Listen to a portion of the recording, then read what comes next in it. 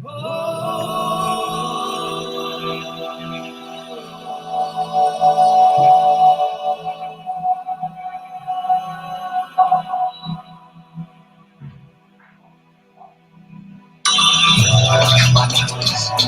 your life is going to change. You are going to be different.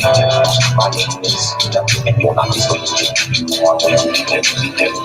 My name is and your life is going to change. You are going to be different. You are going to be out. You are going to be bigger and larger than ever. Imagine the possible. And you know why? Because it's true, and I will find the power that's been formed inside of you all of this time. And all of this time, you will pray to go out no longer. Will that be the case? You will be sharp. You will be the God or goddess of you. You will be the one that everyone goes to and says, hey, look, they're there. The master's there. The teacher there. The truth there. The one that will make my life different. And who am I to do that? Remember, I'm just something. I'm here to help you. I'm here to change your life. Your life will no longer be the same. To get my way to accomplish your goal. Before you know it, everything you imagine possible will become possible for one simple reason. Everything is possible.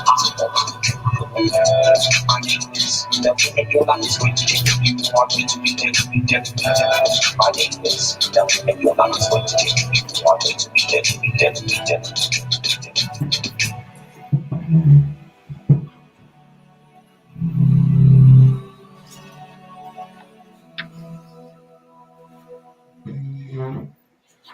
All right, welcome to another program of Uncommon Sense. We are joined today by a very special guest of mine from all the way from Brazil. And her name is Lucia Carla Zornik. Did I say it correctly? Yes. Perfect. Welcome to the show. It's called Uncommon Sense because I try to put as many people as I can on the show who are filled with a different way of looking at the world than just everybody else. People who've got insane dreams like I do, and people who want to change the world for the better, even if it means that they make zero money. And they're not focused on the money so much as they are focused on making the country they're in, the city they're in, a place where change begins to happen. And so I welcome you to the show with great respect and honor. Thank you for accepting my invitation, Lucia. My pleasure. Fantastic. You sound great. Don't worry. You're not this way or that way. You're always right side up with me, although I may not be with you with some of the things I say sometimes. So you got to be careful with what I say. Okay. So today, I realize, well, before we start, everybody knows who I am, psychotherapist, but they don't know my involvement with Suggestopedia. But I've been training teachers and teaching trainers since 1990. That's a long time. And so I've been doing it using suggestopedic methods, and I've been training teachers. I think so far, maybe about 24,000 teachers around the world, including most of Asia and all of that. So I used to work with the Singapore Teachers Union, the Thailand Teachers Union, and the Japanese Teachers Union, and a few other people around the place as well. So wherever they have open arms. And in all those countries, guess what? They know and love Dr. Gheorghe Lozanov. So tell us a little bit about you and what you do. I am a pedagogue. I'm graduated as a pedagogue. And I have been teaching through Suggestopedia, that nowadays I call Lozanov method, for 15 years already. Wow. I started my work with children, little children, babies from 0 until 3. And then after I started working with children from 3 to 5. And then I've decided to teach English for adults. And when I started teaching for adults, I was caught in a traditional market where students came to class expecting a teacher to write on the board the homework because they didn't have time to do any homework at home. Mm-hmm. And then I was very frustrated because I had no results at all like I had with the children. So I started searching for something that I could have the same kind of results with adults that I had with the children. And I found out about Professor Lozanov and his work. And I started studying about it. I tried to contact him, and it was not possible. He had never answered me. And then I've developed my material. I wrote my whole material in about a month, a whole Wow, course in about a that month. that's Took very me more fast. time to translate to Portuguese than to Okay. write it down. It was Okay. a channeling, a kind of channeling. All right. And my material talks a lot about myself, talks a lot about me. So Huh. it's Your story. very, yes, it's very nice. Do you, And do you want then to do you want to share a little bit about your story? a share. Yeah. I am doing it. Oh, okay. Sorry, I interrupted. Okay. And then I just started working with Suggestopedia, and the results were fantastic. 2 years after, Professor Lozanov called me to go to Vienna, Hmm. and then I spent time with him. And I went there with no expectations because my course was working well, but there was a change, not in the format, or I had to make some adjustments, but inside, the biggest change was inside, Hmm. because Professor Lozanov was a kind of man that he was pure love, and when I was with him, I couldn't feel like material. It was like I was in a cloud of knowledge, involved in a cloud of knowledge and love, and it was a very unique experience, very unique and special experience. You met him not in Bulgaria. You met him in In Vienna. Vienna, where In he lived Vienna. for a while. Yeah. Yes, he was a citizen of Vienna for a while, Yes. in a very I beautiful place in the mountains. I think he lived in Vienna for more than 10 years. More than, yes, Yes. yes. It's love that brought him back to Bulgaria. Long story. One day Yeah, I'll so talk so about it. since then I have been working with Lozanov method, teaching English, and also Hmm. as a therapist, because it is a therapeutical method, and I am also specialized in family constellation, access bars. Uh, I'm a trainer in neurolinguistic programming and so on. Really? And Wow. I Very mix cool. a little bit of everything when I work. Yes, yes, of English course. with English with systemic vision, and access bars with the constellation, and techniques, reprogramming techniques, and so on. I think Wonderful. everything's so connected, right, Mel? Everything is connected. Yes, Yes. Then absolutely. then we when we have the tools inside, you just feel what is good for that moment for the person. Hmm. And This by is the way I instinct, work. it's called Yes. intuition, and you become very intuitive about their needs and their wants and what you need to do for them as well. Let me attend to some greetings here. You have greetings from Abida Bevi says hello. Chris Vacha says hello, my friend, and Hello, Ms. dear. Zornig. And are you seeing the greetings? Yeah, And yeah. and Uh-huh. and my mother is the last one. Says hi, Mel, and so she's by Nice to default meet saying hello you. to you as well. Yeah. Nice to meet you, folks. Thank you. And Lara from Brazil, I guess, is also listening, and is Ah, part of your friend group yes. and everything. So that's very cool. So today, instead of going in the direction of Suggestopedia, and we'll come back to it a little bit Mm-hmm. because Yeah. it involves consciousness and subconsciousness and all of that as well. I wanted to explore the trail of happiness and how people have these different therapists and pop psychologists telling they should do this for happiness, they should do that for happiness, and there's a happiness trail and all of that. And from the perspective of somebody from South America, in Brazil more particularly, how do Brazilians and how do you help Brazilians come to terms when they want to become happier in their lives? because Suggestopedia, NLP, family constellation, the whole end game is for them to be happy, right? And to be Yes. happy doing what they're doing. So how do you approach all of that? And then maybe I'll add in my 2 cents worth at the end. Yeah, nowadays with the COVID, right? The Yes. situation is getting really worse, Yes. worse, worse. And I have been with so many people with anxiety, depression, Hmm. and who try to commit suicide. And this is really sad because I believe that life is the greatest gift that we have received. Hmm. And I received the gift twice because I'm transplanted and my mother donated me a kidney, so I had an extension, right? Hmm. Hmm. And so I feel Are you are very you touched are you broadcasting from a construction site? from a, Construction site.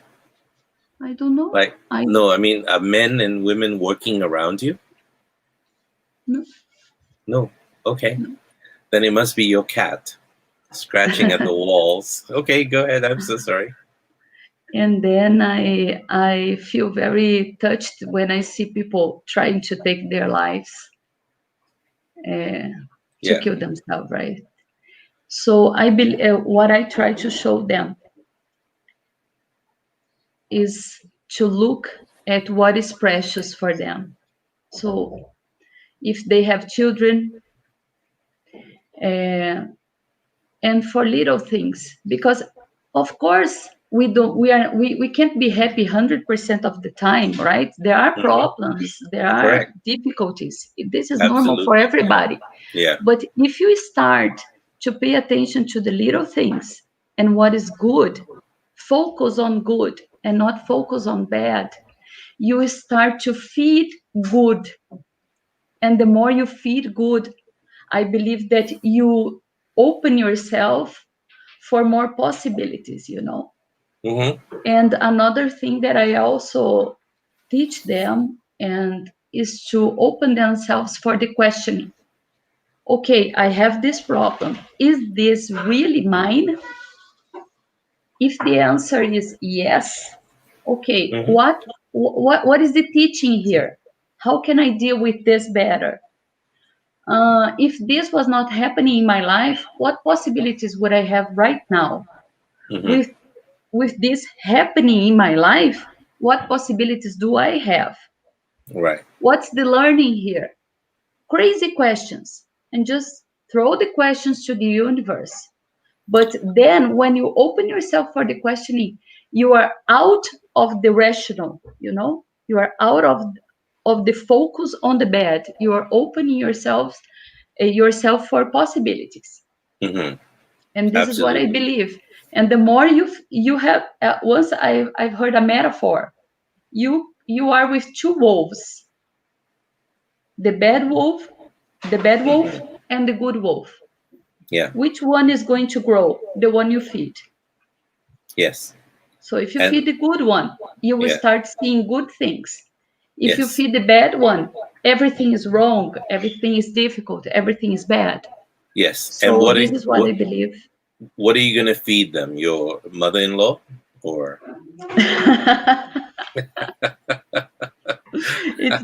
I know it's delicate, right?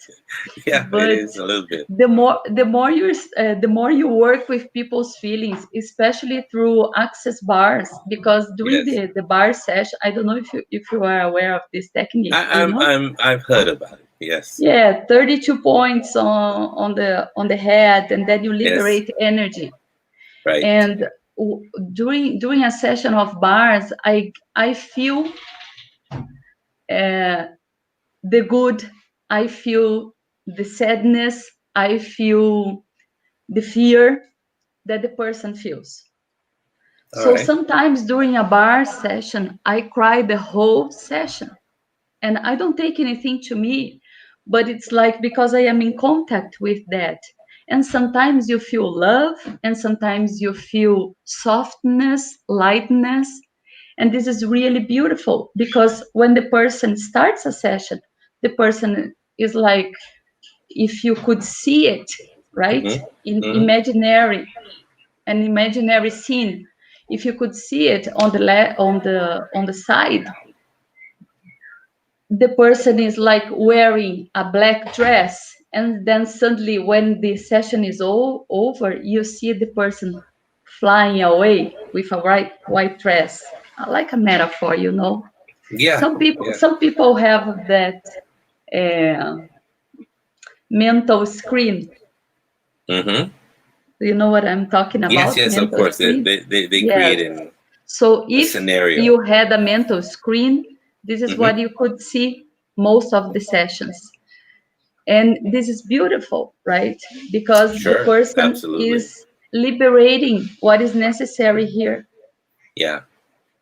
So this is how you work with your clients. You use a an array of tools, and so you start to be able to identify with them, literally become intuitive, and become be able to understand and see and feel from their perspective, and then you help them transit from a darkness that they find themselves into the light, which is, by the way, the root word and the meaning for guru.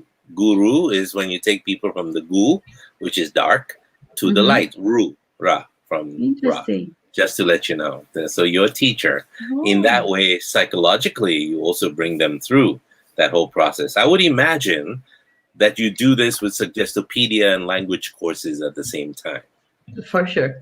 And your clients not only benefit from learning a language, they're also probably feeling a lot better after a session Yes, with you. yes. During Suggestopedia, I also use a lot of modeling, unconscious modeling, Hmm. because this is really easy for me.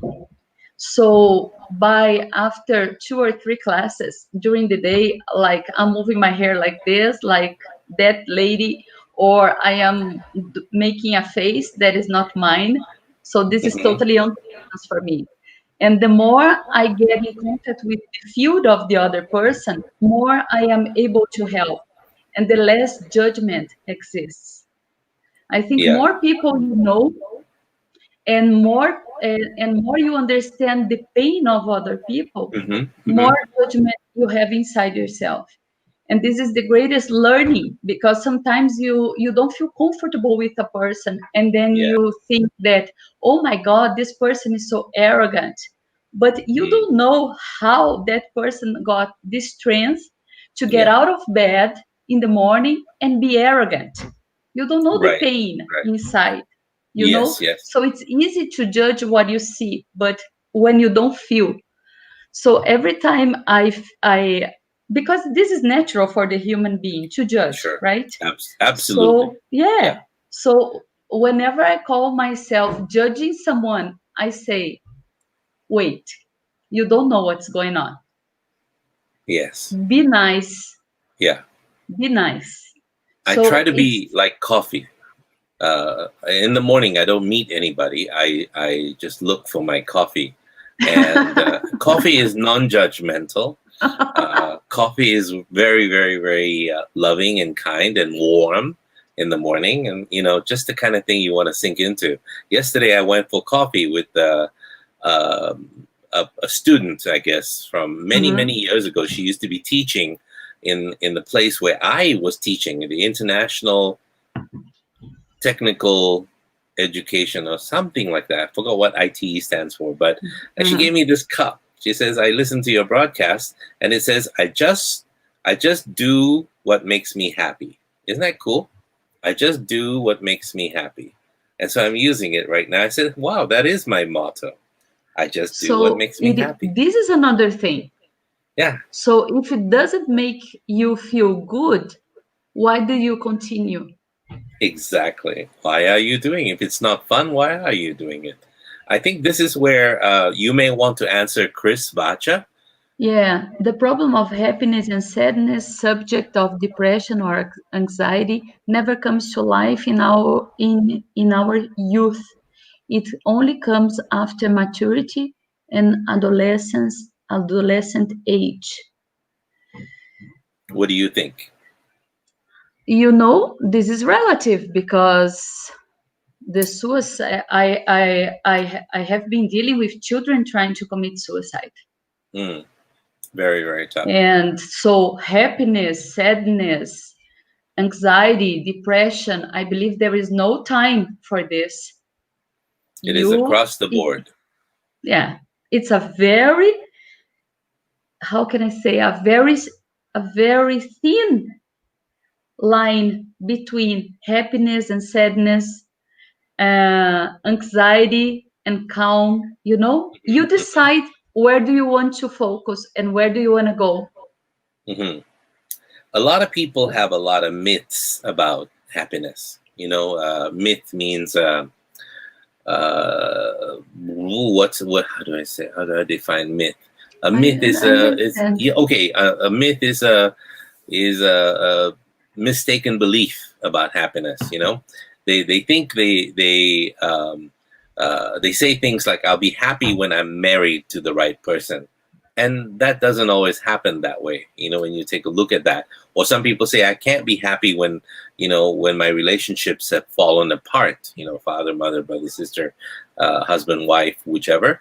Or somebody says, "I need a partner to be happy," or landing my dream job would make me happy, or I'll be happy when I'm rich and successful. I will never recover from this diagnosis of depression, or the best years of my life are over. These are very familiar terms. Have you heard people say a lot of these things? Yeah, and how do you respond to them? Your happiness to the future, and you forget to living today. Yeah. And this is so sad, It's Correct. wonderful to have a future in front of you and dreams placed in a line, if we talk in means of a line, right? Yeah. Past and future timeline. And future. Yeah. It's beautiful to have many dreams ahead, but to live, if you don't live today, right? And then you miss what is beautiful. Like for me, being here with you folks at this moment is very special. It's a gift that I'm receiving. So all my body is feeling that. So I am feeding myself with the good. Right? Even though it's so early in the morning for you. No, it's already 10 here.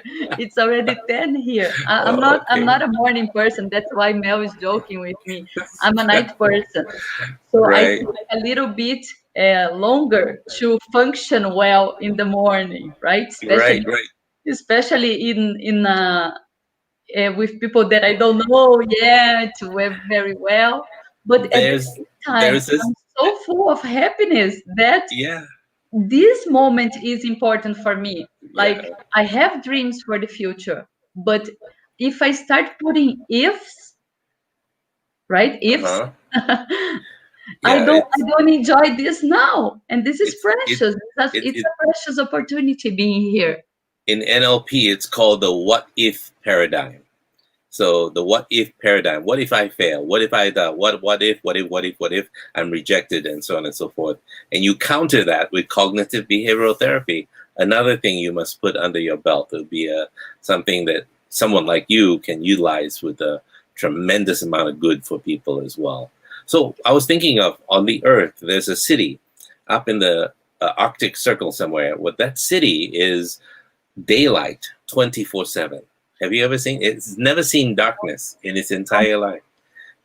How would you function like that? So it's not really a light or dark thing. It's a really awake, asleep, tired, not tired, that sort of thing. I would imagine. I don't know. I'm just projecting. What do you? Just some thoughts, Zany. The thing is, we are extremely adaptable, right? I am a night person, but when I have groups in the morning that start at 7 a.m., 5:30 I am awake, and 7 a.m. I am teaching, and I'm fine. And then I sleep earlier at night. So for that period, I understand that I have to be flexible and adapt myself for that. Okay. So when I talk about teaching with my students, especially another language, I say, learning another language, it's about flexibility. You have to think different, you have to breathe different, your voice is different, your movements are different, your posture is different, everything is different. The words are different, right? You have to learn how to articulate. So you have to be flexible. Hmm. And how do you deal with this lack of flexibility? What I have been noticing is that usually when the person is stuck, has a blockage, it's I don't know this word. How can I explain this word in English? It's Say like it a in Portuguese. consequence, respingo, like you drop water and then it spills, right? Splashes. It's a splash from Yeah, the childhood. from the Childhood. splashes from childhood. Okay, flashbacks. No, it's more than that. For example, you had a very bad experience when you were a child and you didn't know how to deal with that. And that is Okay. stuck on you, right? On yourself, on Yes. your All body. right. All And when right. you need to be flexible at that Yeah. amount Yeah. to express yourself totally different, this stucks you. And yes, This it does. comes back, it Yeah. arises. Do you know what I It mean? it causes blocks for a lot of things that you need to flow a little bit better. That's Uh, why sometimes we have to look at our inner child hmm. and take care of our inner child. And how do we begin doing that?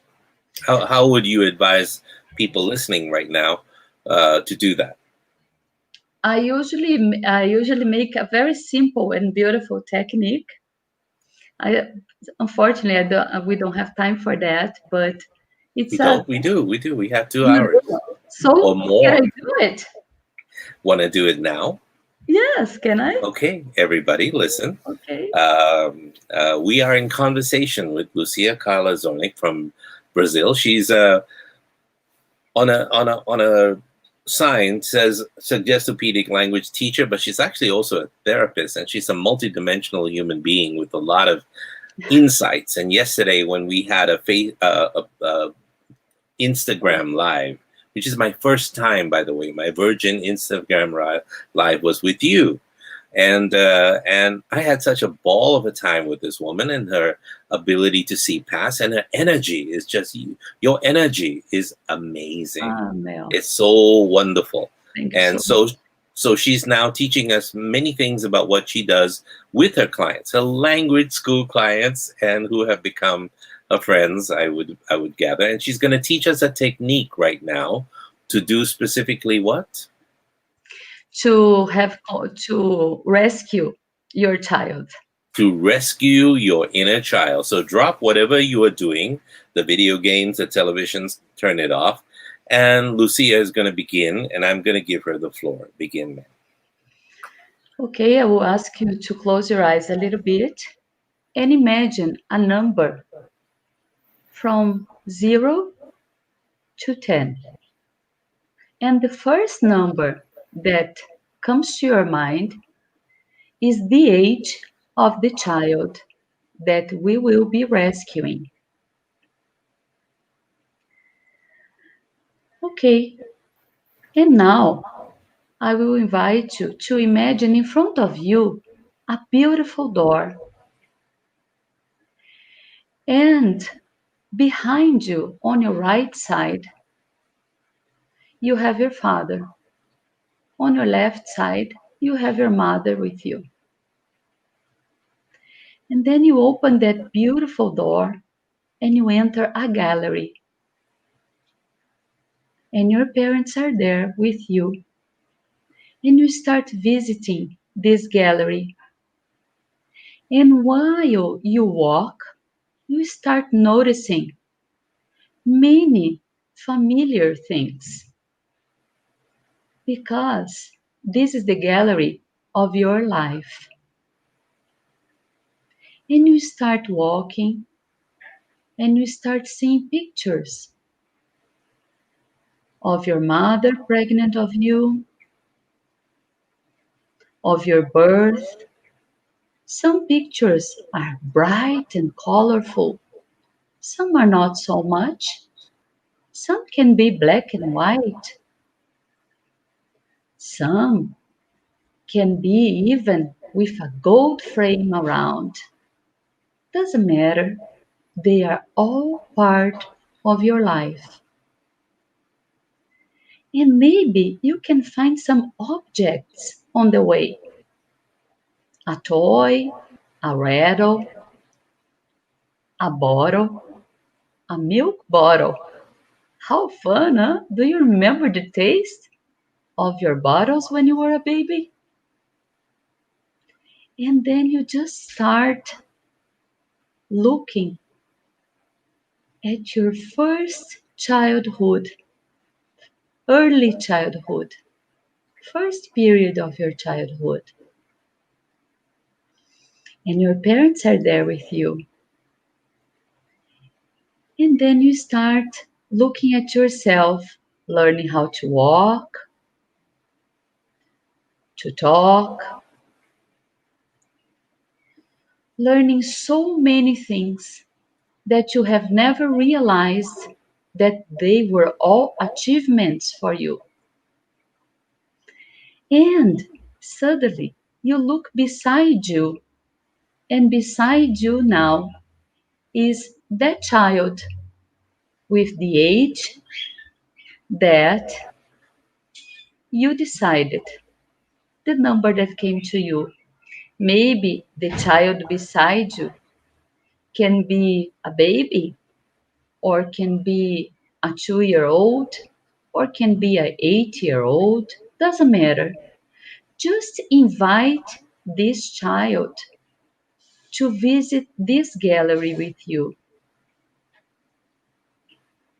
And then the child starts admiring all your achievements. And then you say, look, this is my life, my first period of my childhood. Isn't that beautiful? Look how many achievements happened here. And then you keep walking.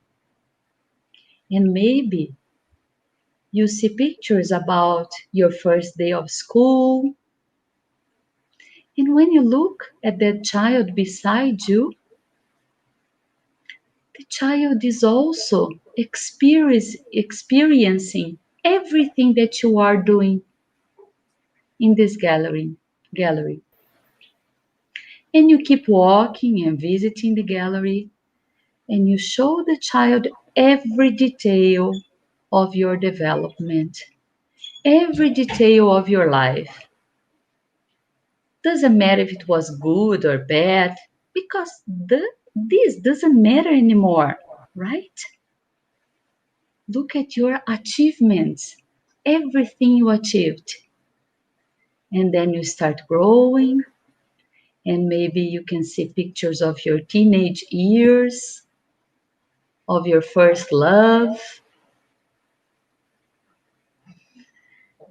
of your first day at university, or even the first day at your job, first job.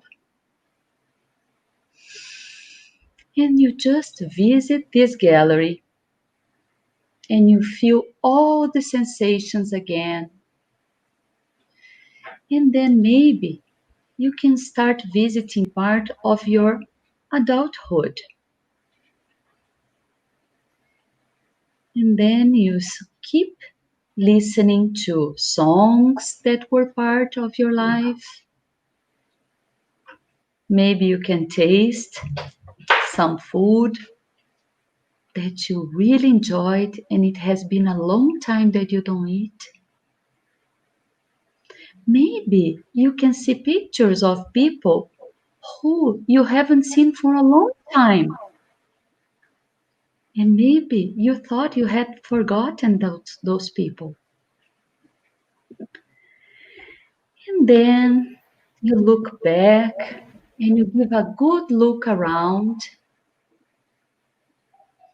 And now you are At the end of this gallery, your parents are there with you. And when you look for the child, you don't see the child anymore. You see a copy of you, exactly the way you are right now. And then you look at that copy deep into the eyes, and you can say it. We got it. We are here now. Doesn't matter if what happens back there wasn't so good or was wonderful. What matters is the path we took and everything that we achieved to be here right now. And maybe you can hug each other and you can become only one.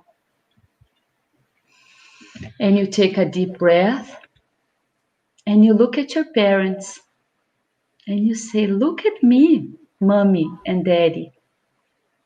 This is who I am. And now I am complete and ready to follow my way, to follow my dreams, to live every second of my life intensively, to feel exactly what I am feeling now, complete, with full of learning." And then you can open the door and you can leave the gallery.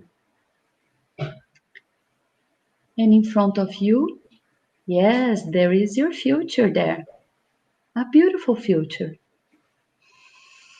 And you take a deep breath and you can spread this sensation to all your cells right now and expand, expand, expand.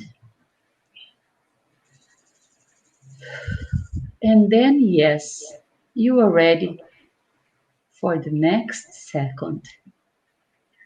And every time that you feel a little doubt, a little heavy, a little sad,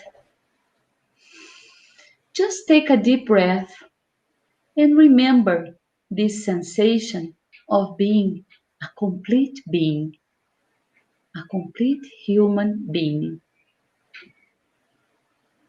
with all your qualities, with all your achievements, with all your learning.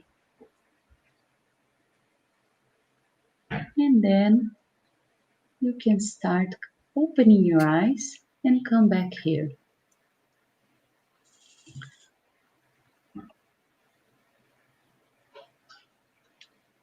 Ready to continue this beautiful conversation. Wow. Sorry for my English mistakes, because when I get involved, sometimes I don't think about grammar and I just Oh, don't worry about grammar. This you conveyed emotions and you allowed people to be comfortable in your space. I always say you don't need to have perfect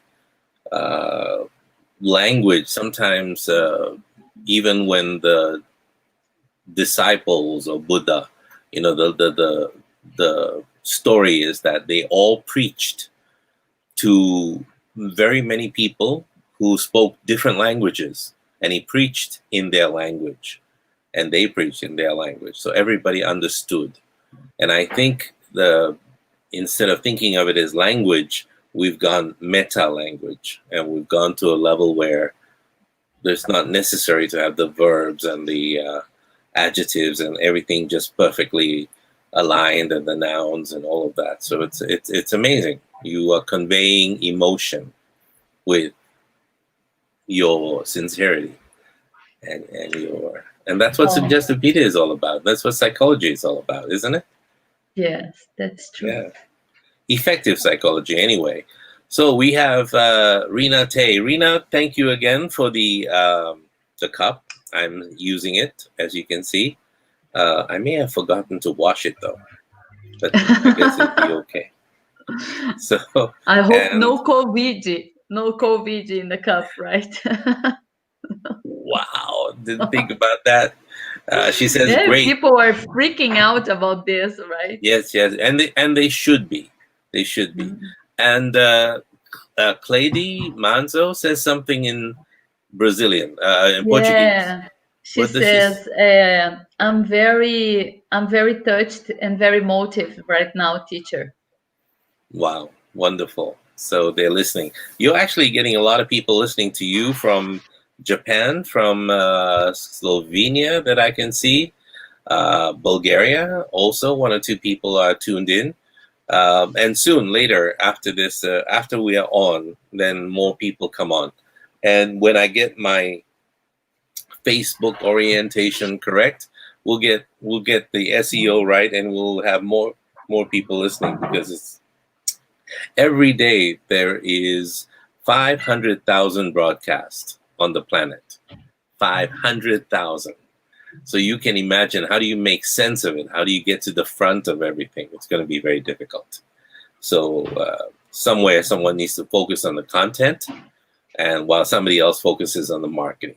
And that's going to be our interesting challenge in the time to come.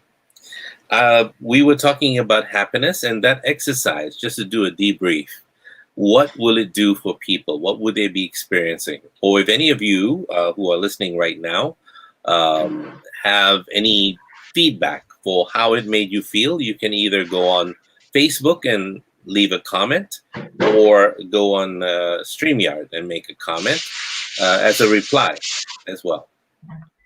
And somebody's filing something. Is that? Are you in a nail salon and they have very Sweeping. long nails? Oh, Sweeping. they ask. Well, they can. Wow! Your microphone is so good. It picks It's up even the sweeping noise. it's my cleaning lady's here. Ah, So she I is. am so happy for this, because house chores, it's something very difficult for me. I'm a brain person and a Oh, heart that's good. person, That's but good. I'm not a That's good. cleaning person. Oh, good, good, good. So I'm happy that she's here. I'm sorry about the noise, Oh, but no, no. she has already closed the door there. Oh, it's all right. It's all right. She's a She's good wearing reminder. earphones too, so she doesn't know if it's noise. No.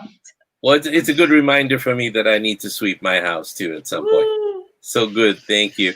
Chris Vacha just replied to you. Did you want to read it?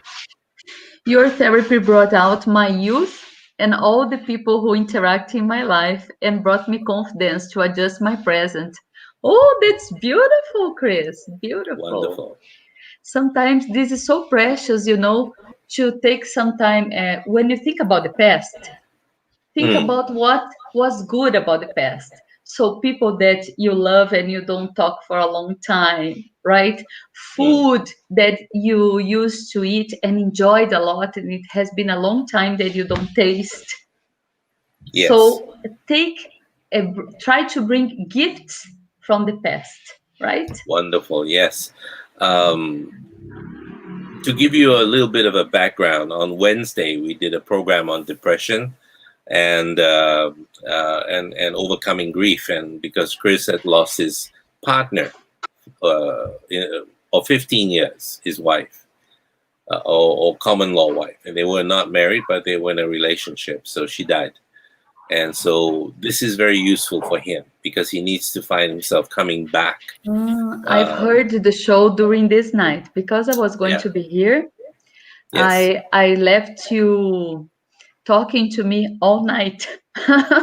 So the show was on while I was sleeping. And early in the morning, I've heard when I was awake, right? I've heard part of it, Chris. So now I know who you are. Yeah, that's the same Chris. Thank you for tuning in. If anybody else has got any other feedback for the exercise that Lucia just did, please feel free to make a comment as well. We were talking. Rina is saying feel relaxed. Yes, feel relaxed. She feels relaxed, but then Rina is a relatively relaxed person to begin with. She's always forward looking, and she's always looking at that's stuff. Fantastic. Yeah. And Peter Zornig, I would imagine Oh, it's a we- relative of mine who lives in Germany. he says Ur. You are? I don't know him. I have never met him, but he is my family member Well, there you go. Now meeting from you. Germany. Peter, what a pleasure. Awesome. We're bringing people Awesome. together. Yes. The general topic of today is to introduce everybody to the work that this amazing woman does. I met her, more or less met her. We communicated about, what, 2, 3 years ago, 4 years ago? Yeah. I can't remember. We About have that been time. talking A long frequently, time. but More than that. not so 6 much. years ago. I just remembered. 6 When I was years just ago. doing the work with Dr. Lozanov and all of that. Yeah, it's a long time. And we never Yes. started anything, and now COVID doesn't allow us to meet and all of that. Oh, Professor Lozanov died 2012, right? Yes. We've met No, 2012? yes, Maybe, 2012. yeah, it is. May 6, 2012. And I So- met him 2010, 2011, yeah. So we have been talking since, I believe, 2 years after he passed. Yes. By the way, Peter is from Vienna. Ah, Vienna. Yes, the home of Dr. the Lozanov. place where I met Professor Lozanov. How Vienna things is come together. beautiful, a beautiful is. city. It is gorgeous. I have a friend. I have a friend who teaches the law of attraction. She's in a new relationship, a more productive relationship, and she's moved entirely from Croatia to Vienna. And she says, "I'm in love with this place." She says, "Mel, Yes, you should come and visit." I said, "Well, one of these days I will come and visit. It'll be a lot of fun." Today we're in discussion with Lucia about generally about happiness and things like that, and how we need to come out or not be in certain traps, the happiness traps, because there are 4 major myths that we have in psychology or in society, and the one major myth is that happiness is a natural state for all human beings. It's not. Our culture insists that humans are naturally happy. So you have to remember, 1 in 10 adults will attempt suicide, like Lucia was talking about, and 1 in 5 will then suffer from depression also at the same time. And what's more, the statistical probability that you will suffer from a psychotic or psychiatric disorder at some stage in your life is almost 30%. Now, not exactly great odds when you're living on this planet, but when you add in all the misery that's caused by problems that are not classified as psychiatric disorders, problems like loneliness or divorce or sexual difficulties or work stress or midlife crisis or relationship issues or even domestic violence and social isolation, sometimes bullying in school, and a lot of children experience this as well, or prejudice, racial prejudice, low self-esteem, chronic anger, and lack of meaning or purpose in life, you start to get some idea of how rare true happiness really is in life. But unfortunately, many people walk around with this belief that everyone else is happy except for them. And you guessed it, this belief creates more unhappiness. And the myth number 2 is that if you're not happy, you're defective. Well, how ludicrous is that? Following this logically from myth number 1, Western society assumes that mental suffering is abnormal, and it's seen as a weakness or an illness or a product of a mind that's somehow defective or faulty. And this is further from the truth. This means basically that when we do inevitably experience painful thoughts and feelings, we often criticize ourselves for being weak or stupid. And health professionals contribute to this process by readily slapping on labels as "you're depressed," or these labels merely, or "you're bipolar." Yes, exactly. Or these labels confirm. There is another one that is very famous nowadays. Which one is that? Not burnout. So many labels, So many I go labels. crazy with those labels, especially with children. and they Especially confirm, with children. and because they come from people in authority, the children, especially the ones who are easily led and malleable in their thinking, they start to think that they are defective. So what you're doing, family therapy, or even something as simple as acceptance and commitment therapy, is based on a different kind of assumption. You know, this acceptance and commitment therapy, I don't know if you heard of it, proposes that the normal thinking process of a healthy human mind will naturally lead to psychological suffering. So you're not defective. Your mind's just doing its job, the thing it was evolved to do. But fortunately, this therapy that I was talking about, acceptance and commitment therapy, together with cognitive behavioral therapy, can teach you how to adapt to this in such a way that your life will be powerfully transformed. And the third myth is that to create a better life, we must get rid of negative feelings. And this is what I've been saying in the program all along. We live in a, don't you agree, Lucia, that we live in a feel-good society, a culture that's obsessed with finding happiness? Do you agree? Yes, this is crazy. This is This is crazy because crazy. you can't be happy all the time. Sometimes you are exhausted. Sometimes you are Yeah. tired. Sometimes here you said Yeah. you gave so many examples, but one of the biggest causes here in Brazil for unhappiness, depression, anxiety, everything is unemployment. Yes. People Yeah. have no money to feed their families. They know, and this is the So reality. how can they be happy all the time? Yeah, and You and have you, you you don't have a job, you go yeah, home, you have yeah, children to feed. So this yes. is crazy. And what does society tell us to do at that point? They tell us to eliminate negative feelings, or accumulate Yeah. more positive ones in their place. It's a nice theory, and on the surface, it seems to make a lot of sense. But after all, who wants to have unpleasant feelings anyway? But here's the catch: the things we generally value most in life bring with them a whole range of feelings, a whole range of pleasant and unpleasant feelings at the same time. For example, I'll give an example. In an intimate long-term relationship, although you'll experience wonderful feelings such as love and joy, you will also inevitably experience disappointment and frustration. It comes. There's no such thing as a love affair that's always on an upswing all the time. There's no Yes. such thing as this perfect partner. Sooner or later, conflicts of interest are going to happen.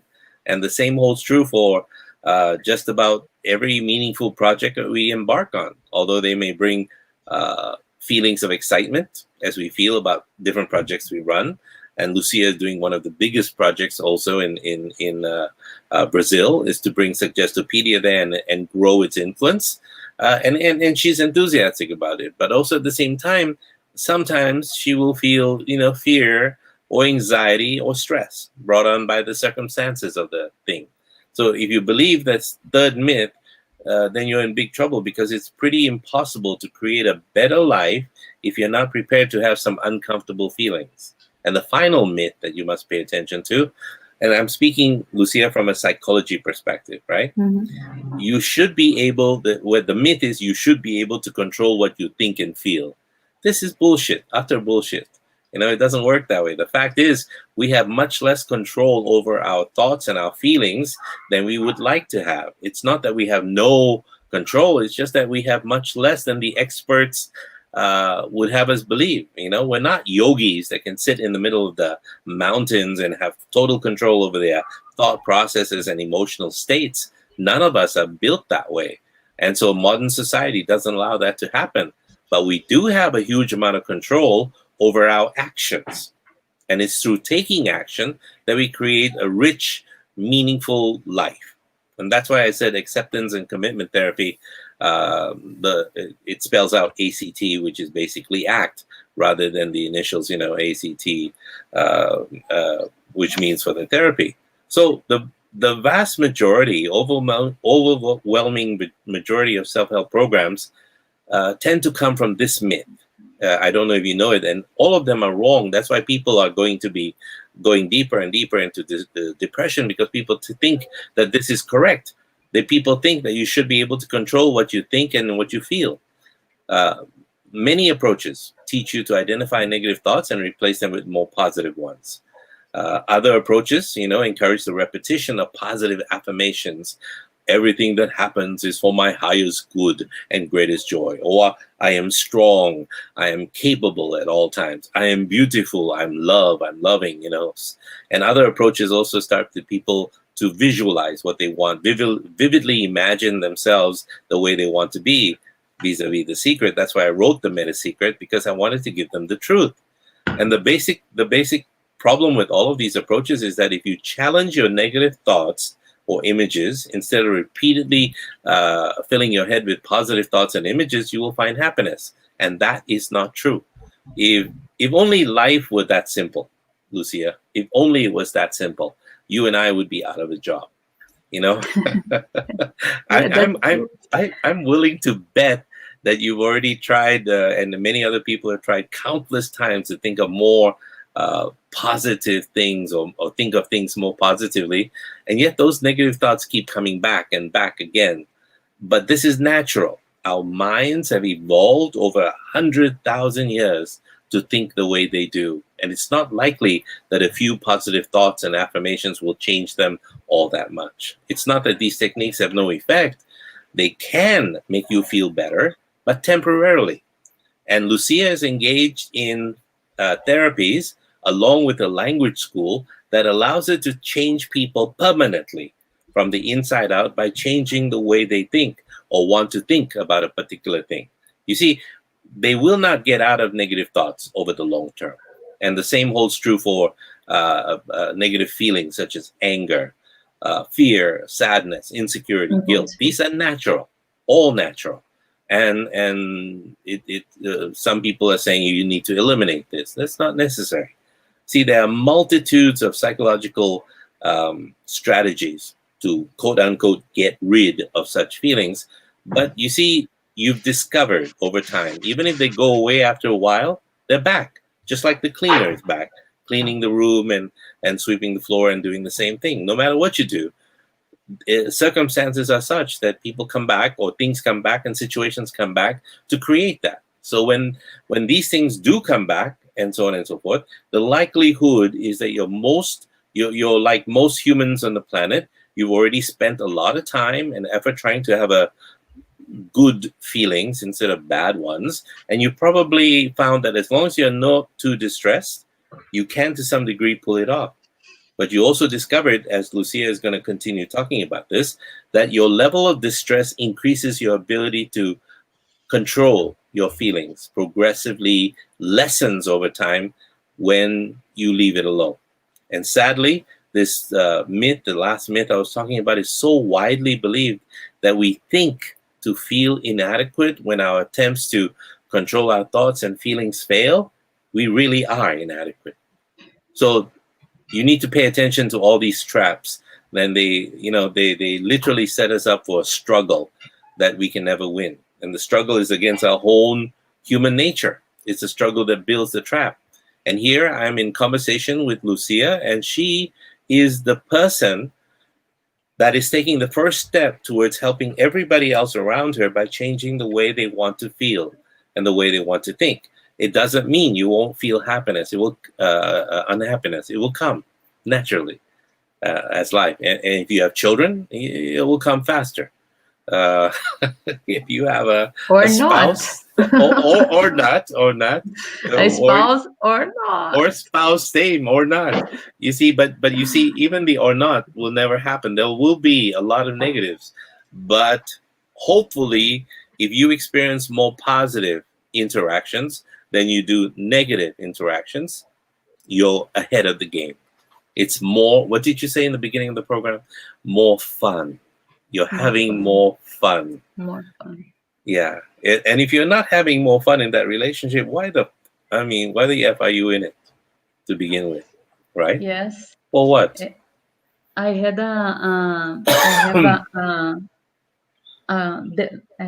there is a lady. He came for constellation and he's really depressed and taking many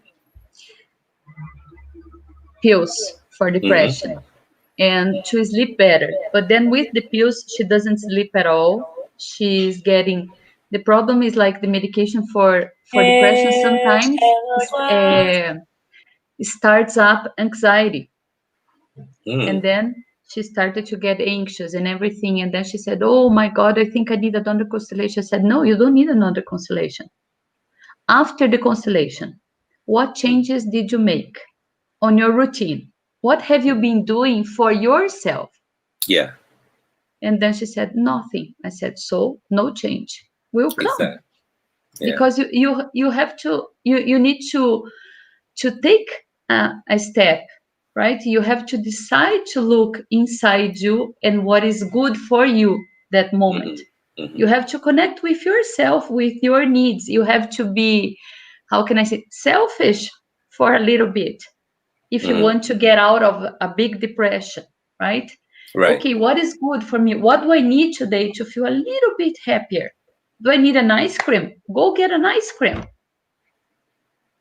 Simple things, little very things. And then I simple, said, I told her, I have something for you. There is a free class tonight, my English free class. Join me on Instagram and have some fun. And she was there. And she was there and she experienced it. Because sometimes you have to get out of this state, A thinking rut, when you got circular in what you do. Or do what this cup says, just do what makes you happy. What makes you happy? If it's ice cream, happy ice cream. What the hell? Peter answered, and he said he's born in the north of Germany, Ara, Hamburg. And Chris is saying it's ADS. What the hell is ADS? I think it was the name of the therapy you said. AC. No, accomplishment. Acceptance commitment therapy. Yeah. It's the same. Commitment. Yes, therapy. and it leads off from behavioral, cognitive behavioral therapy as well. Oh, there he clears it up. Attention deficit syndrome. No, it's not called that. It's called ADHD, attention deficit hyperactivity disorder. Just to let you know, it's better to love than not love at all. Yes, absolutely. Tina answers in one word sentences, which is a thing that Singaporeans do. When they speak to you, they speak in one word, and you're supposed to understand where it goes. She says she starts off with schizophrenic. Then she starts off with label. Then she goes ha ha ha. Okay. If you have any questions for my guest today, here in Brazil we are full of details. Yes, I love details. Yes, we are full of details, and this is something I have to teach in my English classes. If you want to speak English, don't think like a Brazilian person. Be straight and direct, because North Americans and Europeans in general, they don't understand this going around the bush, going around the bush. Beating around the bush. We call it beating around the bush. Beating around the bush. Yeah. Yes. In India, they go around the bush in the movies. The boy and the girl love each other. They run around the bushes and they run around the trees and they hope the coconuts don't fall, and they start to fall in love. Yeah. Can you imagine a desert where there's no trees? No Indian person will fall in love. I don't think the movies don't work anymore. I would like to make a comment there. Yeah. Chris said it is better to love than not love at all. Yesterday I was talking to my doctor, my nephrologist, and she is a beautiful person, Took me 10 years to make her understand that my work gave me a different quality of life, the power of the classic music in my life. Because I'm a transplanted person, but I don't look like one, and I am the model of the clinic. Because my blood tests are always good, and I don't have a call or the medication. The side effects of the medication are not so bad on me, and I take little medication compared to other people. And then yesterday, and then after 10 years, she started using classic music with her children. and they Wow. started changing a lot. And then she started studying about that. And now every time I go there, it's like we exchange so much, with each other. And Then yesterday she said exactly that to me. it's It's better to better love to love than not love. than suffer for love than not love at all. Why Because does some love have to people, suffer? no, but some people get divorced and then they Ah, suffer and suffer and suffer and suffer. We were talking yeah. about that yesterday, and then she said, is it better for the person to suffer for love or not ever being loved, if you could choose? And this suffering, I believe this suffering is related to all the anchors that we have inside. Hmm. And it's good to, and it's difficult Yeah. to let it go, all the anchors, because you have everything inside you. But then you can get a box, two boxes, and then you can say, oh, this is good to remember, makes me feel good. This is not so good. Okay, put it in the other box or in the trash, right? Mm, And then you start selecting, what do you really need to take with you or not? perfect. They say that married men die sooner than single men. Did you know that? Do you Because agree with that? they're more willing to die. You're terrible. Do you agree with that? I'm just joking. I Chris know, I says know. You're Chris fun. says Chris says no. In India, when they fall in love, they start singing, and this is what they see in Indian movies. Yes, but how can you sing without a bush or a tree to run around? I mean, that's all you see. It's very cool. But anyway, he's right. I don't know how they do it. I don't think it happens in real life. And village life is not as easy as the movies would like us to believe. Anyway, the discussion today is with Lucia Carla Zornik, and she's from Brazil. And we've been in conversation since a long, long time, more than 6 years, 7 years. And we never began anything. And I think I told her to ignore what was happening in her country and told her to start. Anyway, I'll protect her. I'll be the big mafia protector. And where this is concerned, with Something I had authority. to learn on the hard Yes. way, because I am a very hard person. So I don't, those politic things and those dirt things here in Brazil, this is something very delicate. It's I don't, everywhere. I try not to get involved. So some people say, oh, you live in the Lucia's world. A Wow. loose hairs world? What's that? Lucia's Oh, world. Lucia's world. Okay. Yes. And one thing that I've learned on the hard way was that people will never do something to me because I have never done to them. And this is not true.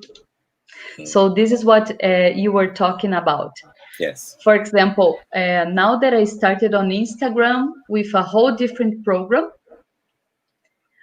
a guy entered my free class and called, invited to be friends of all of my students and people who were Mm. there for Yes. his English school.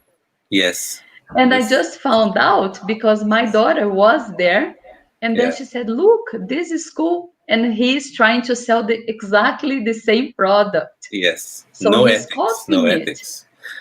So, Welcome. so Welcome like to I the. would never do that, Mm. enroll myself in a free Yeah. English course to see what the other person is doing to get their clients for me. This is so not me. And then I Welcome. say, well, I Yeah. don't even have time for that.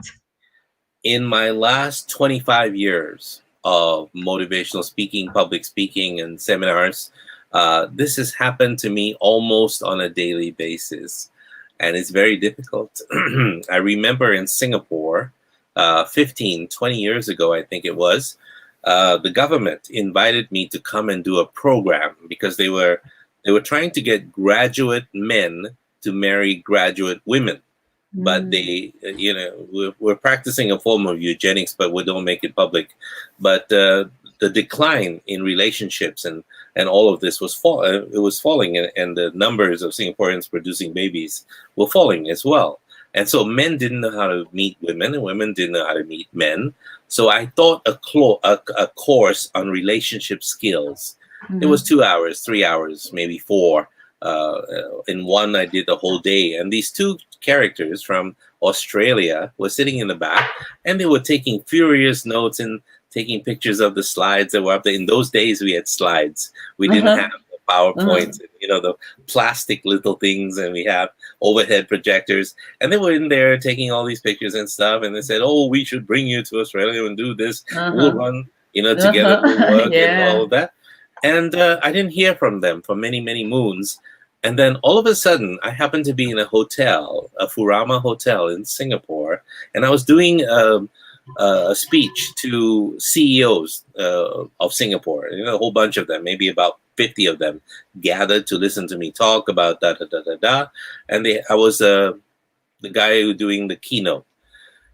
I came up the escalator and I see, hey, relationship skills program. How cool is this? Somebody else is doing it. And I see who's running it. And these two guys. Wait a minute. How cool is that? They were inspired to run their program. So I walked into the room and the woman said, "Oh, I'm so sorry, sir. You have to register." "Oh, don't worry. I'm those guys are my children." "Huh? What?" She didn't know what to say, and so I walked in. Uh-huh. And I sat in the back, and he said, da, da, da, da, word for word, everything I did. And up there were my slides, except that my name at the bottom, copyright, was taken out, and their copyright was on it. So I sat there and looked at them, and they said, "If you all have any questions," right? And then I stood up, and I just looked at them, and he just froze. And the other guy froze, and they both came. "Let me introduce you to our teacher." Da, da, da, da, da. I just shook my head. You have to walk out. But you see, this will happen a lot. That's why I urge you to do something that I'm doing. Besides copywriting, you also need to be able to, like on Facebook, a lot of people cannot see your friends. So you Mhm. can cancel it, the ability to do that. Because a lot of people I know in Bulgaria, Singapore, Japan, everywhere, it's not just a Brazilian problem. They will take your friends and they'll bring them on board as theirs. This will happen all the time. If you build Yeah. a following where you are the best of the best of the best, and you keep yourself clear and you reinvent yourself every few months or every few years, then you are ahead of the game. And then publish. You have to write a book, and you are way ahead on top of that. And when you start to write a book, then you are the authority. You become an author, authority, authority. Mhm. And so there's no question now. And when you have the Yeah. book public and it goes around, well, guess what? How much can people steal without saying, "Hey, wait a minute, that's in the book that Lucia Carlazonic wrote"? Yeah. And then they'll say they were one of your disciples. So this works, and don't be upset. It's good. You know why? Because you're making a difference. Yes, And that's nobody true. wants to copy people who are not. Remember, I told you my book, The Meta Secret, is a bestseller in Vietnam. I don't have a publisher in Vietnam. It's being pirated. It's a bestseller in India. I don't have a publisher in India. So it's like, wow, how cool is that? And in Japan, they're using my name, and they're using the Meta Secret, and they're using all of that free willy nilly without paying me a dime, all outside of the contract. And so you have to pay attention to these things. It's okay. Invent a new thing, and next thing you know, you'll be okay. Yes. Oh, well, I It's have one human more nature. comment here about Oh, well, the comments here. I have one more comment, may I? yeah, About labeling, how dangerous this is. Because when you are giving a label, you are judging, right? yeah, If you're not yeah, a doctor and you are labeling, you are yeah. judging the other person. But children who are being labeled, right? This is so sad, so Mm-hmm, sad, because the mm-hmm, child Nowadays, they expect children to start reading when they are 4 years old. Really? Here Okay. in Brazil, I live all over the world. Yeah. And the window for literacy is from 6, 7 to 10, 9, 10. So it's okay if a child doesn't read when they're four, when he or she is 4, right? Yeah. And then it's like the label comes. Oh, this child is uh, Autistic TH, or something. Yeah. deficit, whatever. I don't even Mhm. know the meaning of those labels because I hate this, And Attention then, deficit hyperactivity disorder yeah, or autistic or something like that. and Yes. then what happens? That child gets the label here, right? And then Mm. next year, the teacher comes and said, "Oh, is Fulaninho? Fulaninho is like, is the John? Is John going to be your student? Be ready because he's like this, this, this, this, this."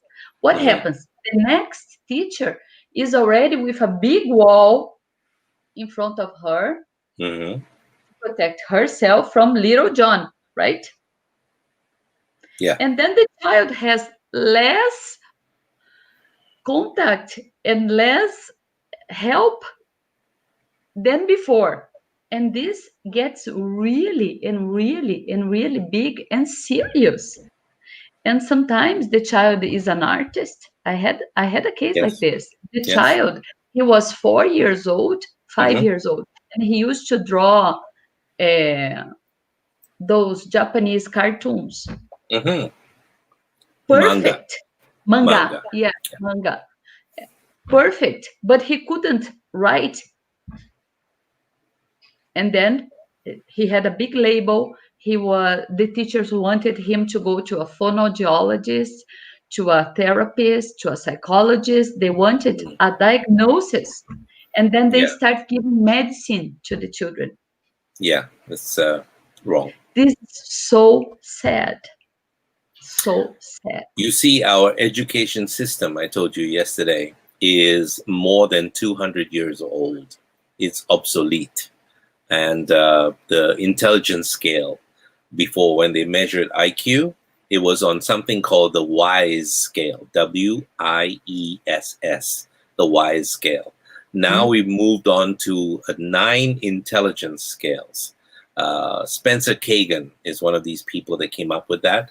Daniel Goleman came up with some of the multiple intelligence theory, Uh-huh. and many people are talking about that. But the problem is the pedagogy, the way in which it's taught in schools, is still the same as before, because teachers are the ones in the middle. It's not their fault. I Even know. though I go around and say there are no learning disabilities, they're just teaching disabilities. And so I teach teachers. I don't just complain, I teach them. And that's why I've been teaching teachers for a long time, and accidentally later teaching the general public how to teach, how to train, how to present themselves, what to become. And the pressure that teachers feel is from the ministry, because they have targets, they have goals, they have assessments, and how do you assess so that you give it to the next guy? And then, of course, from below, you have the parents with their expectations and everything that's going on, so the teachers are squeezed. It's not their fault. In countries around the world, and I'm in many countries around the world where teachers are treated unfairly. They're given the most important jobs in the world to train tomorrow's leaders, but they're paid the least. In some countries, they even charge them for parking in the school. Can you believe it? I mean, you just want to slap the shit out of the government officials who do that, and they give their lives to teaching. I mean, what nonsense is that? Of course, then their hearts will not be in it, because teaching is a passion. You I love to do this, but how do you do know. this when everything works against you, and you wonder if at all you have self-esteem issues and everything else? It's very difficult. So we should follow examples of Sweden or Finland, where there is no homework. There's no, everyone is having fun. Children cannot wait to get back to school, and teachers cannot wait to get back to their students, because every year a teacher falls in love with 30 more students, and the next year the same thing again, fall in love with 30 more students. And this is the way a teacher should be with vast emotional potential and opening of hearts. We're gonna die as a nation in any country if we don't treat our teachers with the respect that they need and pay them what they are afforded. But instead, we pay criminals like bankers. We pay them a high salary for stealing money for us. You know, you buy a house that's completely worthless in 99 years. Come on, think about it. For what? You should have a great quality of life. Don't you agree? Yes, the situation is exactly the same here in Brazil, especially with the public system. The Yeah. teachers get a ridiculous Yes, it salary, is. Yes. a ridiculous salary, and they have like 30, 35 children per classroom. Hmm. And children who go to school expecting to be loved also. And it's a hard job for a teacher, Yes. because they have to follow so many rules. Hmm. So it's difficult to love all of them all the time. Very difficult. Yes. Very, And a it's lot of it's them come from broken homes. A lot of them come from broken homes. I mean, look, the I family is not perfect, the parents are not perfect, and to become a parent, which is the most important job in the world, you don't need qualifications. I mean, you just bottle of wine, go into the bedroom, boom, 9 months later, there you are with a child. Oh, are you trained to even raise this child? I mean, my God, It's difficult. I irresponsible. volunteer. I Yeah, volunteer in a daycare here, public you daycare do. here in Curitiba. Yeah, Children, they're yeah. 5 years old, and then Wow. I go teach English, and they are just crazy about this. It's like, oh, the English teacher is here! Wow, wow, wow! And when I arrive, it's they come around and the girls they touch my nails, they start touching my hair, and they look at my shoes. And there is a girl that every time that I arrive, she comes and she says, "Can you tie my shoelaces, please?" And then I started paying attention. When I arrive, she untie her shoelaces just Why? to have me close to her Oh, okay. to tie her shoelaces. Yeah. And so many hugs and kisses. Mm. So more than English is being with them makes the difference. That somebody cares Uh-huh. makes all the difference in the world, and that So somebody's not I doing their job. usually, I love you, you love me. We are with a great big hug, and then hugging time. And Yeah. this is the best part of it. And that's why they love the English classes so much, because they get hugs, kisses, and a teacher who touches them. Now with You the know? COVID, it has been almost a year, right, that I'm out Yeah. of this. Yeah. But it's amazing, amazing how they are needy, you know? Yeah. They are needy children.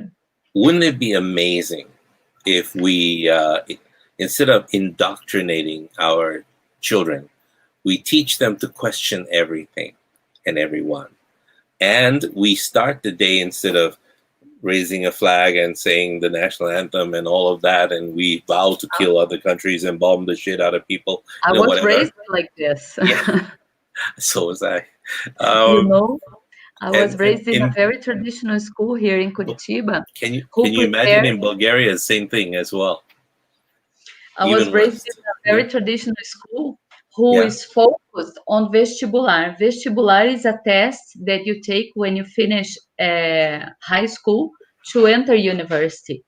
Right. So if you don't pass this test, you miss a year, and then you have to take this test again over and over. So now the parents, when they choose a kindergarten for the Hmm. child, the first question they make is like, "Oh, do you prepare my child for vestibular?" They're worried Hmm. about that. And I was raised in a school like this, focused on vestibular. And then one day I closed my eyes, and maybe you can do this exercise with me, and you can think about your school years very fast, like a line. And this was so sad for me because I saw a black line straight black line. Nose, ooh, aha, wow, I've learned this, I've learned that. Wow, that day was fantastic. We did this. No, it was a routine. And this is sad. This is sad. I Because was a I that was a little bit luckier. Sorry, go ahead.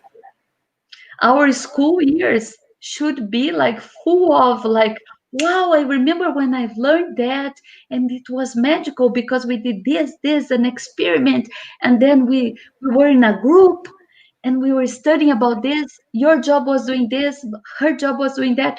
You know, I had no this, I didn't have this experience. And my father spent almost all his salary to have his three children, my brothers and I, in this school, Wow. because for him was the best that he was doing for us. I So was similar, but we had way more fun because we created it. We went to school in an all boys school, so you can imagine the mischief we came up with. I knew the principal of the school very, very well, because I'm you the were one that always caught. Yes, I was the bad one because I led people to play soccer in the hallways with pieces of wood, or once we'll break a window by accident. But we were having so much fun, and we'll drop water balloons on people's heads and things like this. But you fill the balloons with water. One time I missed. It was 3 stories up. I dropped the water balloon. It's supposed to be on that guy, but a teacher came up and started shouting at them. It fell on the mathematics teacher's head, and he looked up and he saw me and I froze. So of course we went to see the principal, and he said, Mel, Mel, Mel. I said, Ernest, Ernest, Ernest. He says, look, I don't even want to know what you did. Just bend over. And we got canings and things like this. And there was one week where actually I remember he called me. The principal called me to his office. I said, I didn't do anything. I said, doesn't matter. Next week I'm going out for a conference, and I know you're going to do something, so I'm going to cane you ahead of time. That's how regular I was. So he did it before I even had a chance to do something wrong. That's how regular we were. But I can tell you that most of the students in my classes became world leaders. They are movers and shakers. We didn't pay much attention in school. We had to do the usual nonsense of remembering whatever was stuffed into our heads, and not educare, where you pull out and draw out, but instead you pump in information. And you're supposed to remember and regurgitate during exams, everything, and you're supposedly brilliant at that point. One of the ministers here in this country was a friend of mine in school, and we played hockey. And yeah, it's a lot of interesting things that happen. You never know where your real education comes from. That's why I took my children out of school, university, and I said, don't waste your time with this. Let's get with the real world. Let's do what we need to do, because the old paradigm of graduate, have a degree, get a job.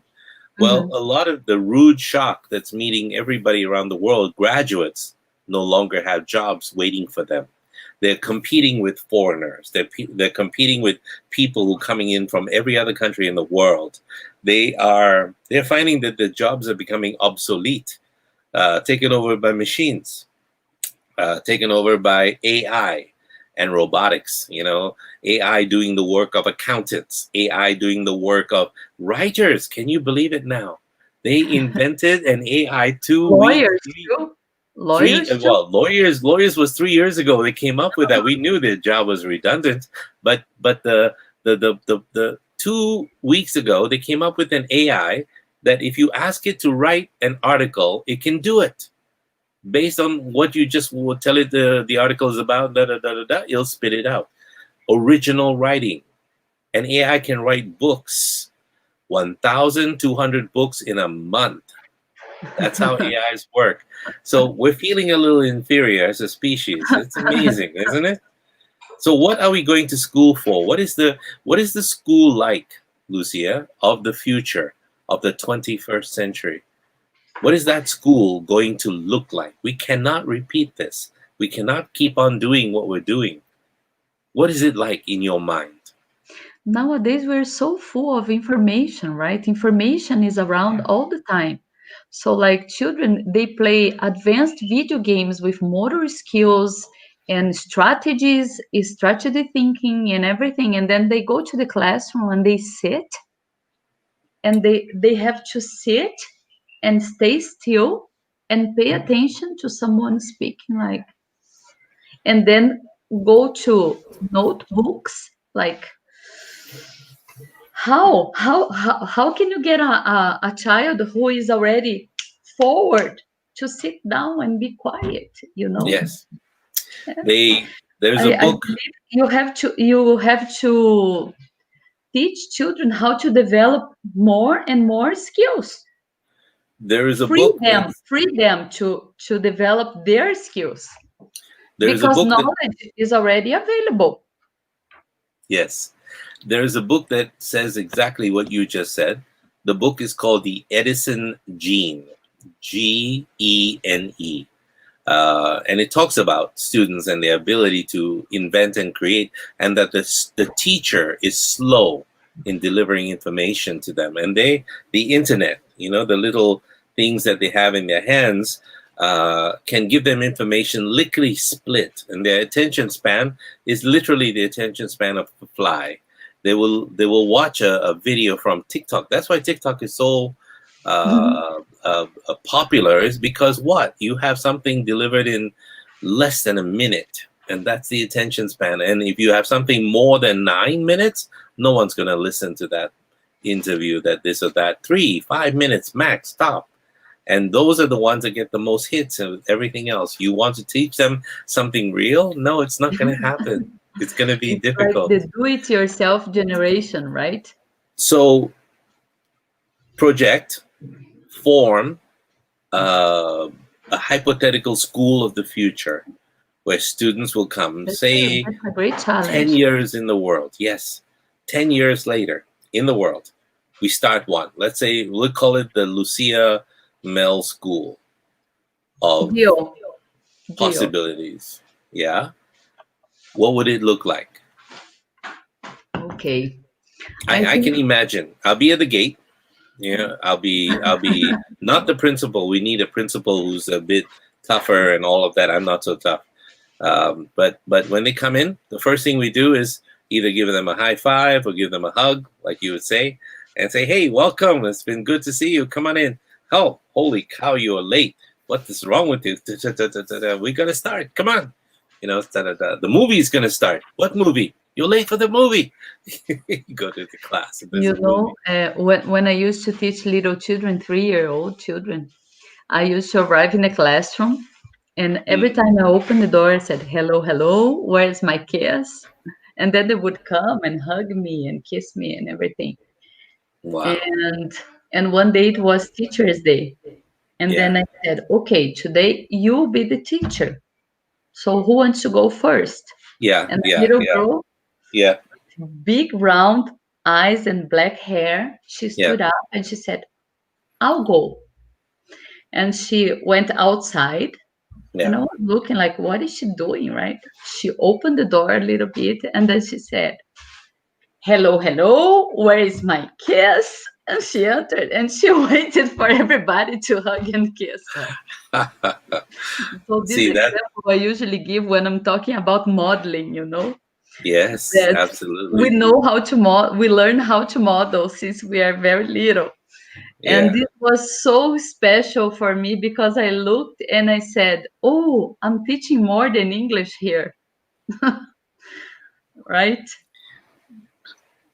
The same class, the same school, someone took the initiative to link us all in a couple of WhatsApp groups, because we haven't seen each other, haven't talked to each other. And the motivating force for that was that 2 months ago, one of our classmates committed suicide in London, and just outside London. And then we realized that somewhere along the way, there are teachers who used to be our teachers that need our help. So this special group raises money for teachers who don't have enough. Can you believe that? And to live, because the society is such. There's also, we also come together to help anybody that needs help.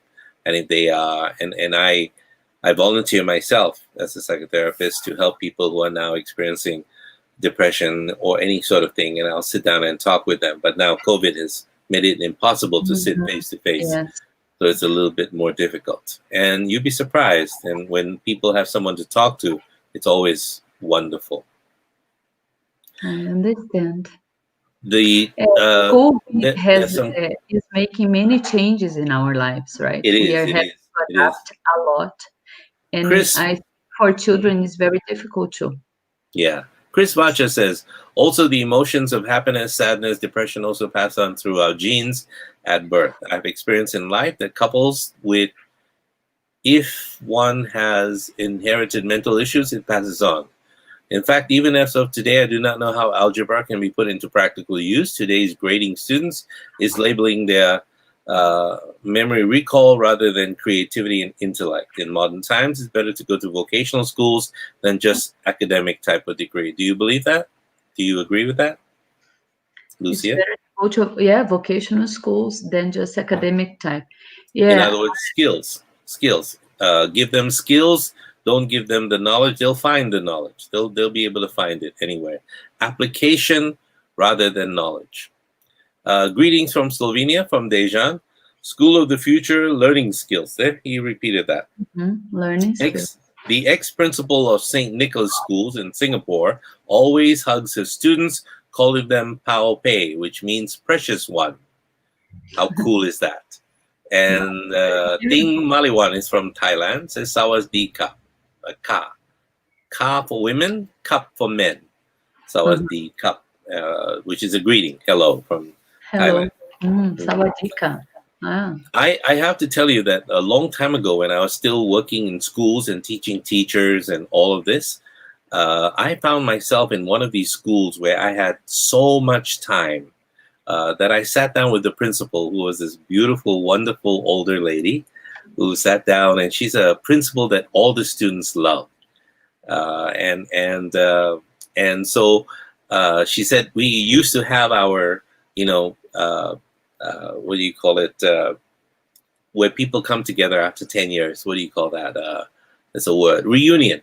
They have a reunion, a 10-year reunion, and the students would come together. So one day she said one of the students who was always late for school and never stays in the class. She's always, playing truant out in the field and so on and so forth. She came to me and she said, I was listening to her because she had nothing to do and I had nothing to do. Actually, I was occupying her time. But and she said that student said, do you remember me, Sister, whatever the principal's name is? Actually, I forget right now. But and she says, yes, I remember you. I said, what's the best thing you remember about me? Now, the principal had nothing positive to think about. So she said, I remember that the school schedule and your schedule were completely different. And the student laughed. It's a compliment. Yes. And then she asked for her old teacher, Sister something or other, because they were mostly nuns that were teaching here, right? Sister Elizabeth, where is she? And I said, oh, she's done. Why do you want to see her? Well, many years ago, 10 years ago, when I was in the class, she said, I will never amount to anything, that I have the brain of a cockroach. And he said, oh, you want to shout at her now or what? He said, no, you see this baby in my hand? This is my child. And you see that man by that Mercedes-Benz? That's my husband. I'm a lawyer now. And, oh, okay, so you want to show off? I said, no. I want to go to her and tell her to look carefully and see what the brain of a cockroach can do. Wow. You see, every word you speak will remain in a child's life for 20 years, 30 years. They will remember. That's why I say to parents, be very, very careful what you say to your children. You cannot take it back. The Chinese have a saying that even 4 horses cannot take back the words that come out of your mouth. They cannot pull it back. But once they go out, they stick in their consciousness, their subconsciousness, and the exercises that you taught us tonight will bring some of these to the fore. I have a very beautiful example. My son Mateus, he was 6 years old, 6 years old, and I was a teacher in an international school here in Curitiba. So I thought that it would be good for them to study at the international school also. And then they were learning how to write and read. And Mateus, since he was 3 years old, he used to talk about the pyramids in Egypt, and he would teach you so many things that I don't know where he learned that from. And how old was he? He was 3. Now Wow. he's 21. Okay. And he was so full of, thoughts and very extremely intelligent. And I used to look at him and say, where is he learning this from, right? And then he was learning how to write and read in English because the school was in English, and he couldn't write and read in English. Mm-hmm. And then they came to me and they said that I had to take him to a neurologist because he had a hearing processing disorder. Mm-hmm. And then I went to the Portuguese teacher and I asked her, how is Mateus? And she said, he is like all the other ones, mame, mi, mamu, because in Portuguese we teach in syllables, and in English it's phonetic, right? Okay. In Portuguese, syllable, Right. and you have the sounds from all the letters. And then I said, so there is nothing wrong with him, right? And they wanted to take him for 1 more year. So I took him out of the international school and I placed him in a Brazilian school. But then he was so disappointed because he came home and he said, I am, I don't know how to say this in English. When you repeat the year. Yeah, same. You repeat the year. Yeah. But then he said, I am a repeater, for example. Uh-huh. And then I said, why are you saying that? Because all the children in my classroom, they were born in 1999 and I was born in 1998. And I was like, oh. I said, but that doesn't make a difference, Mateus. And then he arrived at school and he told the teacher, I'm not writing anything, because he was traumatized, right? And then she said, you don't have to. Even if you want, maybe you can write 3 or 4 lines only. So he got the perfect teacher, right? Mm. So years passed, and one day I arrived at his bedroom and I saw a big book like this about video games, and it was all in English. And then I started opening, and the words were so difficult for me. Mm-hmm. And then I asked him, Mateus, whose book is this? And he said, mine. I said, do you know how to read this? And he said, of course. Wow. And he is 21 years old. He is finishing economy school. He works in the economy market. Uh-huh. And he's a brilliant boy. And there was nothing wrong with him. After he learned how to read and write in Portuguese, his brain connected to the English and everything was fine. Right. But imagine if I took him to a doctor, gave him medication.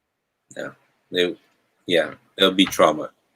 Yeah. A lot of trauma. So, like, there are many, like you said, the multiple intelligences, right? Yes, many. Yes, I think it was Einstein who actually said... What is your talent? What is your talent? What is your ability? What's your gift? Your gift, and we draw out the gift. Teaching all students the same thing is to and have expectations of all students the same is like teaching fishes how to climb trees. It doesn't work that way. Very difficult. Some people are comfortable in the water, and some people drown in it. Ting Maliwan from Thailand says, teacher, what does pig give? What do pigs give you? Student says bacon. What do cows give you? Student says milk. What do buffaloes give you? Homework. Buffalo is a bad thing. You have to understand the cultural norm. When you are called a buffalo, it's like an idiot. You're the worst idiot ever. You're a buffalo. So that kind of helps you. So we have talked for about an hour and a half on so many fascinating things and possibilities, and I would love to extend this more, maybe next Friday if you're free, to talk about a specific narrow part of suggestopedic learning and preparation of the mind and all of that. And in exchange, what I'll do for you is I'll give you the entire list that Professor Lozanov created for the music, specific stanzas, specific pieces, and what I have gathered from other people who put it all together as well. Not all Baroque music works. Specific stanzas, specific parts work. And so we have to pay attention to that. The Brandenburg concertos are also necessarily, not all of them, but parts of them that work with the mind. The mind is amazing, yeah. Yeah, and if you give me the opportunity, I would like to share maybe next Friday with people about the laws of the suggestology. That would be good. The beauty of the laws. Yes, the seven laws of suggestology. The 7 laws of suggestology, or the 7, I think Lozanov called it the 7 laws of teaching at that time. Yeah, that he and I were going to be putting a book together on that, but he had gone. So we were not able to do that. And I got busy with a lot of things. He's all your cells, and he's in all my cells and in our hearts too. Yes. In fact, once in a while when I find myself in Varna, sitting by the beach and looking up, I can kind of hear his voice, and he's like asking me, when are you going to get started? It's like, okay, I will. I have not done anything yet. You have a hello from Vesna, who is from Macedonia. And wow. And if you're tuning in right now, please, after the program is over, please put the link of this program on your walls, so that next week your friends and your family will be able to tune into Lucia Carla Zornik, who is a more than just she's a suggestopedic therapist. There you go. Maybe that would be a title. She's a language teacher, but more than that, she gets down to the mind of the learner and clears up all the blocks within you, so that language, not just language, but everything you do in life becomes more fun, and you'll have a good time before we exit the planet. So would you like to share anything else before we call it a day, and then you can get on with your day as well? First of all, thank you for all these beautiful things you've done today for us. I am very touched for being here. Nice meeting all of you guys. It's a great opportunity for me. And Mel is a very special person for me. I have been following him for many years. But I have been doing a very ant work, bit by bit. And now I'm taking a big step with the online world, and everything is very new for me. And I'm so happy to be connected with you now. Well, I'll tell you what, I'll do something else. When I finally get online, which would be Tuesday, a very special gentleman is going to come and help me finally put my studio. I have all the equipment, but I don't know how to use it. And so he's going to teach me how to do everything, and we're going to do it all together and get ready. And my entire online list of people now will be yours, so you can open up yourself to them as well. Oh, thank you so much. No, Mel. that's a commitment I make to you, because there are very few people like you left in the world, and that I can say I would like to talk with again and spend time. Do you want to address Dejan here? Suggestopedia as a method for teaching languages has a long history. However, it has been said it didn't work. What is your opinion on that, Dr. Gill? May I answer? Please, I want you to answer. Okay, once I asked Professor Lozanov, and what about the people who don't believe that is possible? And he didn't say anything and just looked into my eyes. And then I was like, and then he said, do you believe in Suggestopedia? And then I said, yes, I see wonderful things happening every day in my classroom. And then he said, from the moment you believe, the other person has already started learning. This is what I have to say about Suggestopedia. I love that. Suggestopedia is not a method, it's a way of living. A way of living, a way of thinking also. It's a different way, an approach, basically. For me, it's a way of living. This is the way I live. And the Dejan, just to let you know, Suggestopedia affects not just the students, but the teacher as well. And it works both ways. It's a two-way street. If anybody thinks that teaching is a one-way street, they're mistaken. That's, again, doesn't work. That's old time. That's 100 years of history in the past, 200 years of misguided history. Before, in the past, the way in which students learned, they didn't learn algebra, they didn't learn mathematics, they didn't learn language and all of these things, and reading and writing. They apprenticed themselves to whoever it was that they wanted to emulate. If it's a lawyer, they want to do lawyering stuff. What do you call it? Legal stuff. Then they would attach themselves to a lawyer and be apprenticed to. Or if it's to become an ironmonger, blacksmith, then they would attach to a blacksmith or a doctor, and so on and so on and so forth. So this is the most important thing that you have to pay attention to as well. Whether or not it's been successful or not, again, depends on teachers.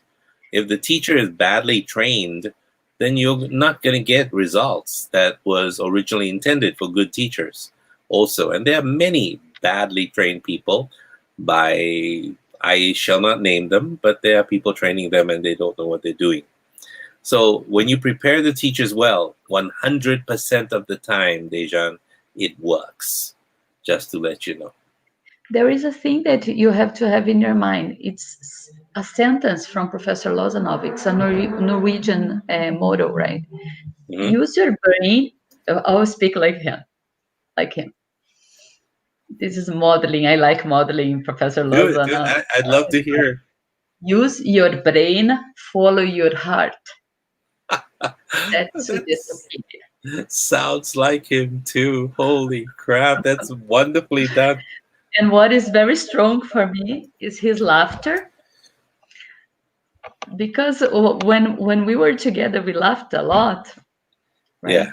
Yeah. And he used to laugh and look at me and say, "You are really great." Yeah, I think he didn't say that to me, but he said, "You are really crazy." It's what he would call me, actually. You are really great. I said, yeah, we're both the same that way, maybe. I just spelled out Georgi Lozanov so that you'll know how to search for this, and it's also very important. Dejan is saying, I'm asking as I am a teacher too. Methodology is very important. He's dead. He died in 2012. 2012. May 6, 2012. May 6, you remembered? Okay, I was at his. It's crazy. There was no Facebook on the cell phone, only on the notebook. Yeah. And then I woke up in the middle of the night, I think it was about 1 a.m. here, and I couldn't sleep. And then I opened my notebook, and when I opened my notebook and I entered Facebook, it was there. Professor Lozanov has just passed. I was there. And I then I was, started crying. yeah, And then my yeah, husband said, "Oh, what happened? What's going on?" I yeah. said, "Professor Rozanov died." And he said, "How do you know?" I said, "It's here." I was, So, I was there. I at his funeral. I gave a speech, oh, but I didn't know how to convey the message that someone like him walked on the face of the earth. And I said, a demigod of education, yeah, a one who has literally changed the face of education into what it possibly can be, um, has not been taken seriously except by people who took his ideas and developed their own without giving him any royalty at the end of the day and not paying him. And so at the end, he was very upset with a lot of Bulgarians because they were politically against him. He was being supported by a patron who had died, and so of course the rest of the hoo-ha came out and tried to discredit him and took away a lot of the accolades that should have been his. I made it such a point that this man is great on television, Bulgaria, radio, Bulgaria, to the point of even writing to the Minister of Education. And about 3 weeks before he died, the Minister of Education, the new Minister of Education, came to Dr. Lozano and was by his bed and all the way to Sliven, which is 400 kilometers from Sofia, and gave him an award. And he said, for your massive contribution to the world of education, this award is for you. We recognize you and we want to salute you. And the only words out of Professor Lozano's mouth was, finally. finally, that's Finally. what I was. Yeah, sorry, folks. No, it's okay. I felt the same way. I was literally in tears. He had said to his assistant at that time that he felt that Petar Danov is a wise Bulgarian man. Einstein spoke about him when he was asked, how does it feel to be the smartest man in the world? Einstein was asked, and he said, you should ask Petar Danov. And Petar Danov is a spiritual leader in Bulgaria, wrote hundreds of books. And Dr. Lozanov was a follower of Petar Danov, wisdom teachings, brotherhood, the white brotherhood. And he said to his assistant, he believes that Petar Danov sent Dr. Melville to save us, to save them, and Suggestopedia. So that's the part that makes me feel guilty, that I haven't done any real thing yet, other than that thanks from the minister and I helped Superman. So I can die now today and I'm okay. I've accomplished what I needed to accomplish. The rest I'm doing is just icing on the cake. And one of these days I will take it to the world, like I told him I would. I count on this. Yeah, and in a way that would salute him as well, and in Bulgaria as well, because a part of me, It's his home, right?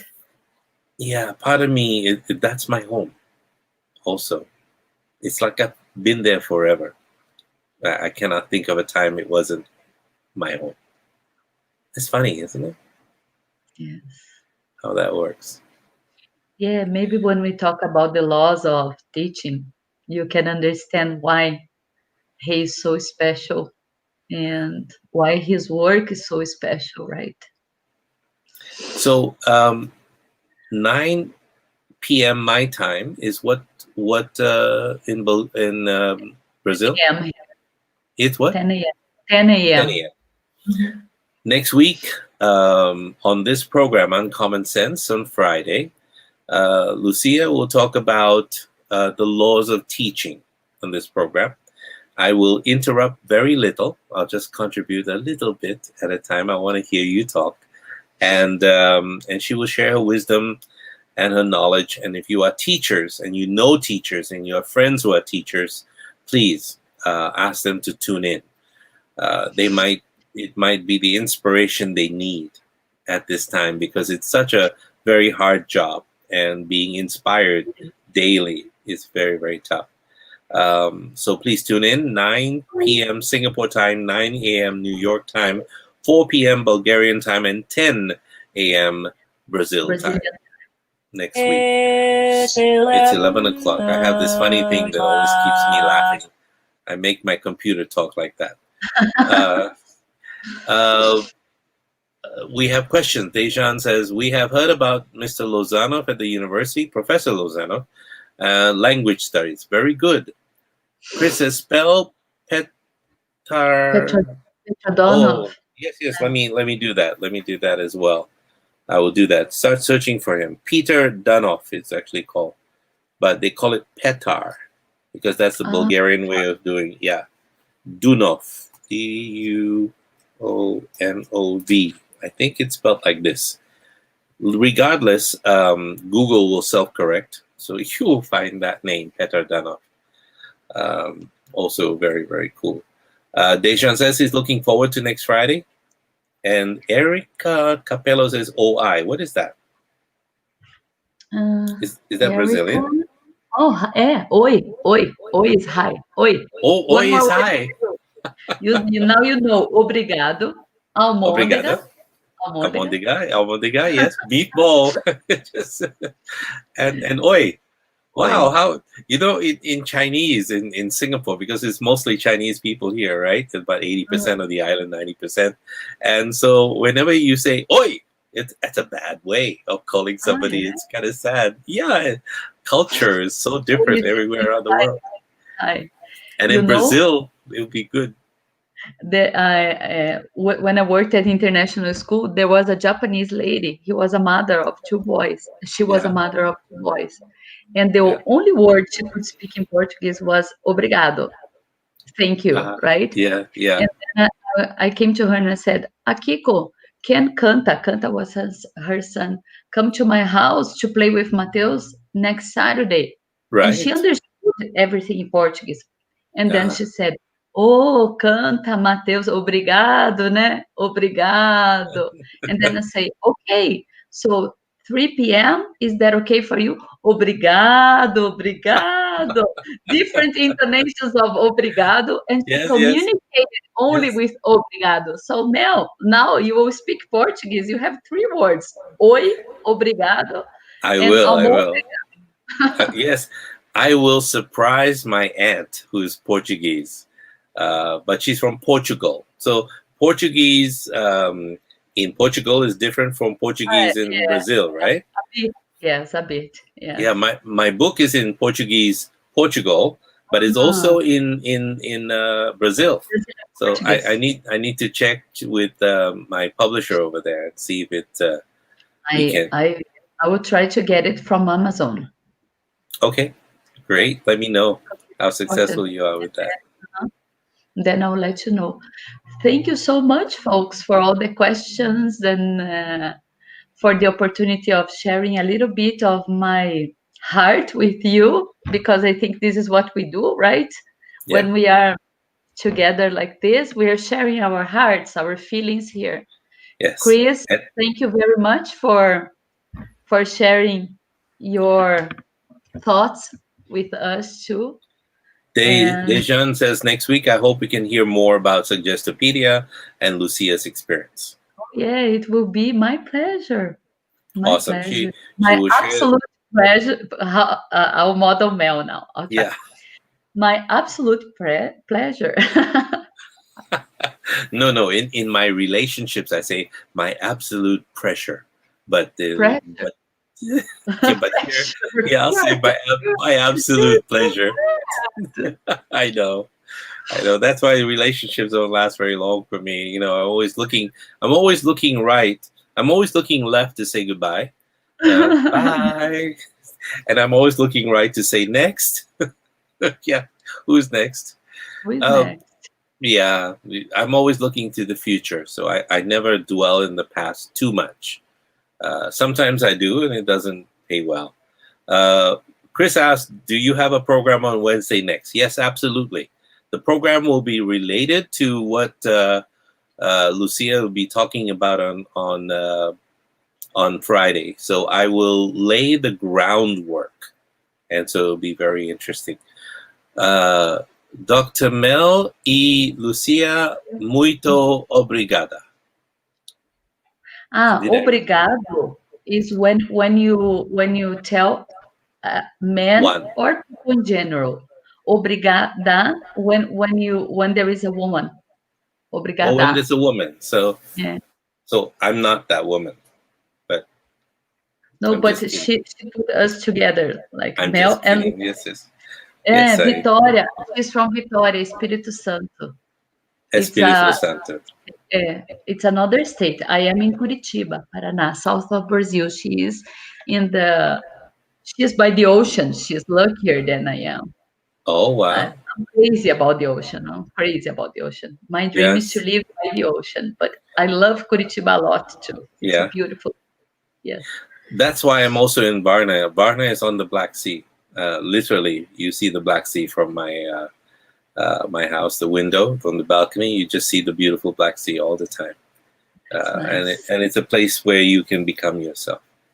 Lucia, I want to thank you so much for being part of this program. We have been running for about 2 hours now. It's time to call it a day. I want to thank you, really. Today you touch a lot of people's hearts, but more than that, you touch my heart. It goes both ways, right? Yeah. That's why we're here. It is. So I'm going to ask you to, before you leave, give some advice to people who are listening, because the general idea about what we're talking about is happiness ultimately.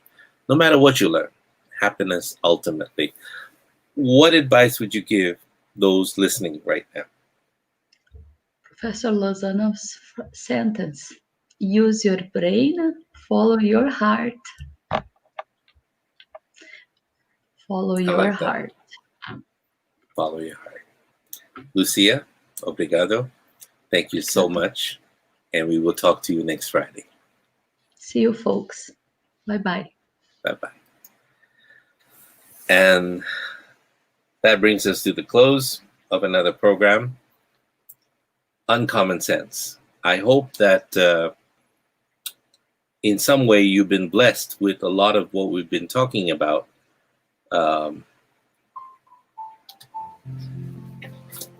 This entire program has been not only about education, because that's what education is, coming to terms. We're all on a stage, and all of us are all the players on a stage.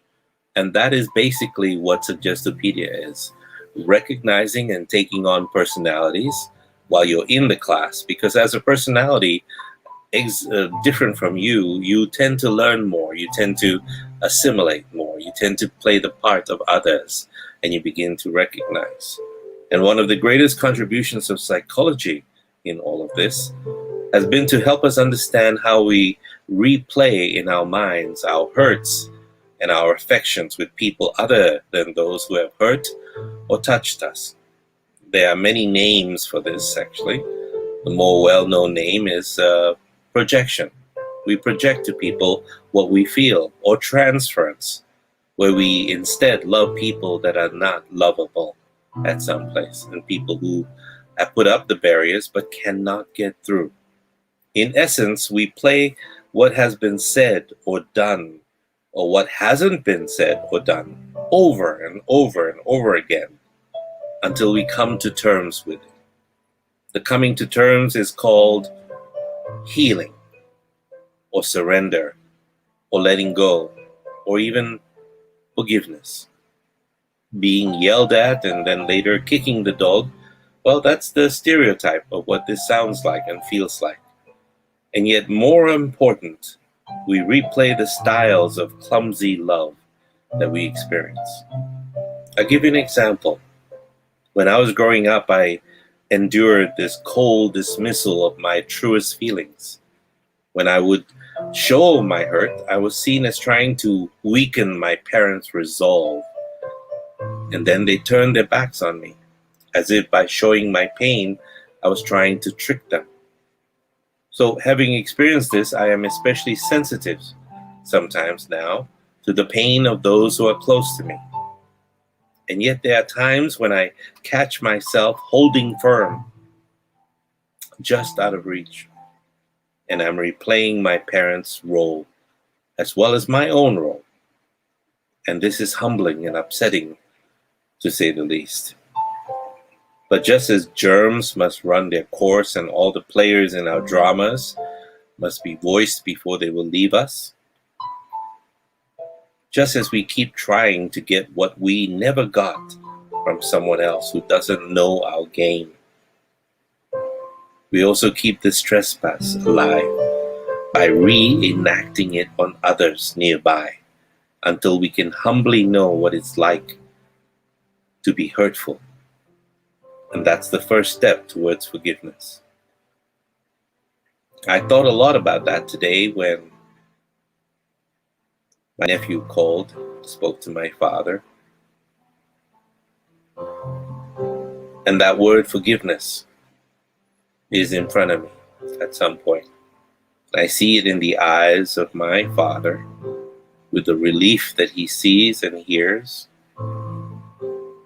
And yet, somehow we march forward, not knowing what the next step will be after forgiveness, or if there is even forgiveness.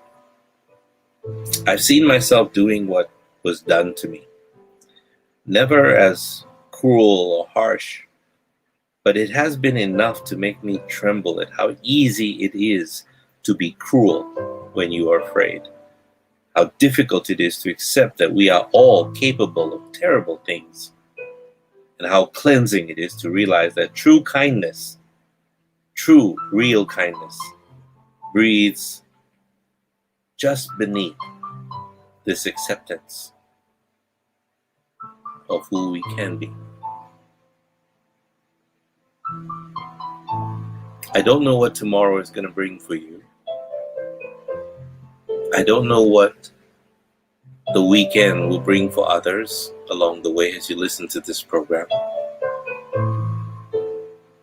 But I've been finding, as I look across from people who are in pain that I surround myself with, thinking that I am helping them in some way, I find this word, Ubuntu, growing up inside of me. I've been finding it in every path, in every way. The I, the Tao. What is I and what is you? And when we can come together with the compassion that Siddhartha had for the world, maybe at that point, we understand what it means to love. Not only the people that have hurt us, but maybe to forgive ourselves that we have allowed ourselves to feel pain and hurt over and over again. Maybe it's time to stop and experience what bit of life we have left. Embrace tomorrow as thirstily as you embrace a glass of water when you are thirsty, or that morsel of food when you are hungry. And recognize tomorrow hasn't happened yet.